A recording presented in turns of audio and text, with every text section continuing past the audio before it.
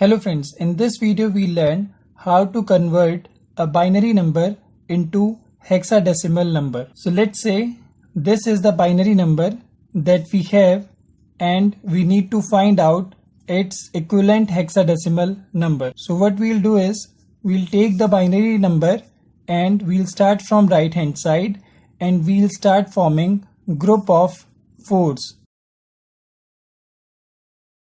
Now we'll write down the decimal equivalent of these groups. 1000 is equivalent to 8. Again 1000 is equivalent to 8.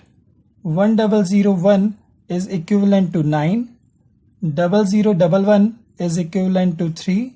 And 1111 is equivalent to 15. Now we can rewrite these values as 8893 and 15 is also represented with letter F, and this is the hexadecimal equivalent of given binary number. Now I wonder if you can find out the decimal equivalent of this binary number.